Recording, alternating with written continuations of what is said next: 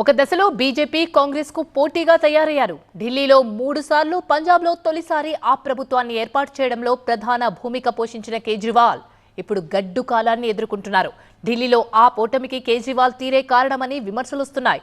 Party ఎదుర్కొంటున్న సవాళ్లను కేజ్రీవాల్ ఎలా ఎదుర్కొంటారు అన్న విషయంపై ఉత్కంఠ నెలకొంది.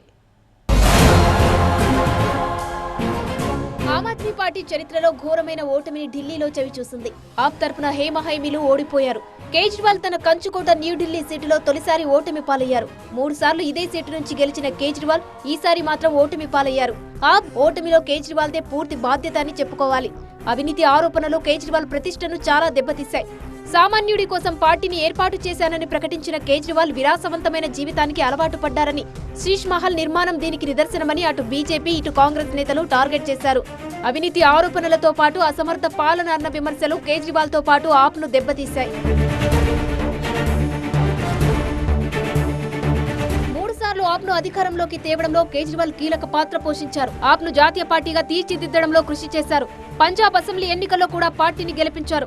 2012 నవంబర్ 26న ఆమ్ ఆద్మీ పార్టీని కేజ్రీవాల్ స్థాపించారు. 2013 డిసెంబర్ 4న జరిగిన ఢిల్లీ శాసనసభ ఎన్నికల్లో 3 సార్లు ఢిల్లీ ముఖ్యమంత్రిగా పనిచేసిన షీలా దీక్షిత్ పై 25,864 ఓట్ల మెజారిటీతో గెలుపొందారు. జన్ లోక్పాల్ బిల్లు ఢిల్లీ శాసనసభలో ఆమోదం పొందకపోవడంతో కేజ్రీవాల్ 49 రోజుల తన ప్రభుత్వాన్ని రద్దు చేసి ముఖ్యమంత్రి పదవికి రాజీనామా చేశారు.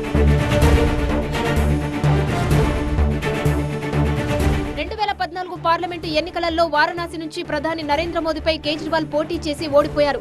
తర్వాత 2015 ఢిల్లీ అసెంబ్లీ ఎన్నికల్లో ఆమ్ ఆద్మీ పార్టీ ముందుండి నడిపించారు.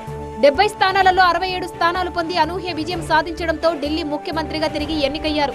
కేజ్రీవాల్ న్యూఢిల్లీ నియోజకవర్గం నుంచి 31,583 ఓట్ల ఆధిక్యంతో గెలిచారు. 2020 ఢిల్లీ అసెంబ్లీ ఎన్నికల్లో 70 స్థానాల్లో ఆప్ మరోసారి ఘన విజయం సాధించింది. 62 స్థానాలు గెలుపొందింది.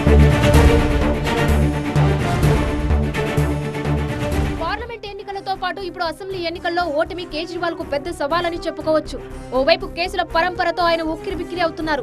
బీజేపీని ఆయన ఎలా ఎదుర్కొంటారన్న విషయంపై తీవ్ర ఉత్కంఠ నెలకొంది. పోరాటం తమకు కొత్త కాదని, ఎన్నికల్లో బీజేపీ ఇచ్చిన హామీలు నెరవేర్చే వరకు ప్రజల పక్షాన ఉంటామంటున్నారు కేజ్రీవాల్. లిక్కర్ స్కామ్ లో కేజ్రీవాల్ కు 2024 సెప్టెంబర్ 13న కొన్ని షరతులతో సుప్రీంకోర్టు బెయిల్ మంజూరు చేసింది. తిహార్ జైలు నుంచే పాలన కొనసాగించడంపై కేజ్రీవాల్ పై అప్పట్లో విమర్శలు వచ్చాయి. తర్వాత సీఎం పదవికి రాజీనామా చేశారు.